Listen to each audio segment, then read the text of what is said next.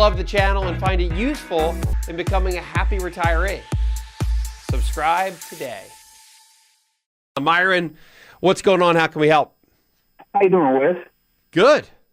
Good, man. It's a pleasure to talk to you, and I enjoy the show. My question was, I have a 5-year-old son, and I have a 1-year-old son. And I got introduced to a financial planner in Miami. I'm in Atlanta because I'm a personal chef for NFL players, so I got introduced to this financial planner, and he gave me a... Fun, man. That sounds awesome. Personal chef for an NFL player. You're in Atlanta. You're dealing with a guy in Miami. You got a 5-year-old and a 1-year-old. That sounds like the beginning of a good movie, Myron. I love it. Yeah, man. It's great, man. You know, I've done Triple Jones and Usher too, but getting back to this fixed index universal life insurance policy that was introduced to me for the kids, and it's at 7%, and it also has a 6% and a 5% on here. But my question was that they said that within this plan, if any kind of emergency was to happen and you have to take money out for kids, that this money will not be taxed.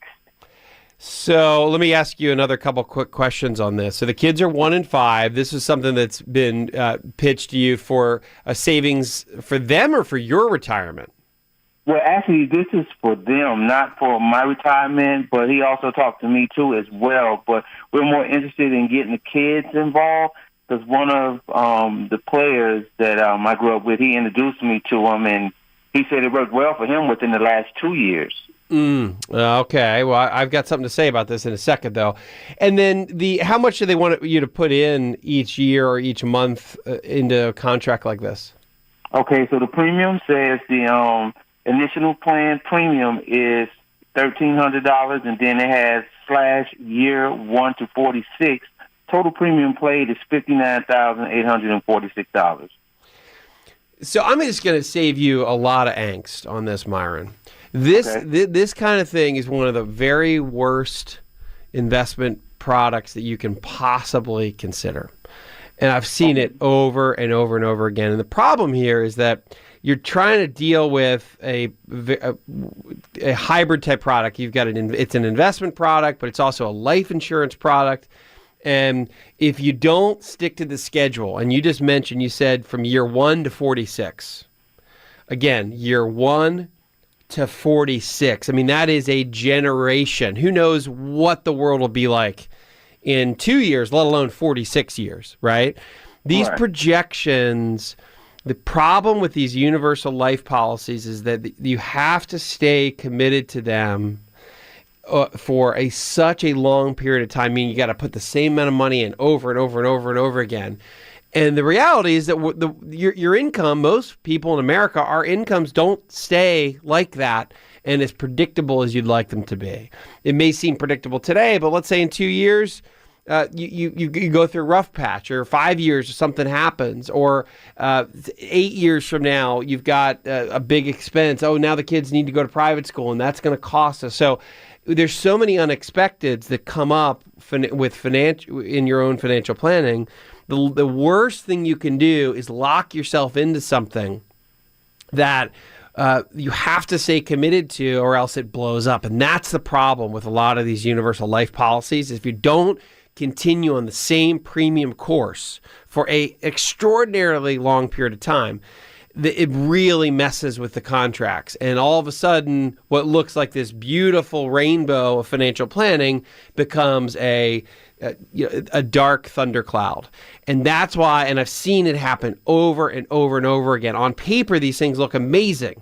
But you know what? So does pretty much everything else if you extrapolate it over 50 years. So stay, please, for me, between you and me, stay away from anything that is a multi-hybrid products, universal life, mixed with investments that you see these long projections on. You just, in the real world, things happen, things come up, and these plans end up really regretting that you did it. What can you do besides this? You want to do something for the kids, man. Just set up an automatic dividend reinvestment account with a really good Vanguard ETF or mutual fund. That's what you need to do. and put $1,300 a year into something like Vanguard Dividend Growth for each kid, and do $1,500 a year. Do $200, do $100 a month. That way that you can habitually let the money dividend reinvest, compound for the kids. And if you run into a period of time where you can't quite commit to that, then you can take a break and it's no big deal. You don't want to do that when you lock yourself into one of these policies. So keep it simple, Myron. And if you have further questions on that, feel free to contact me through my website as well. wesmoss.com. That's WESMOSS. Contact button upper right-hand corner. Those emails come straight to me and the team. And thank you, my friend, for the call.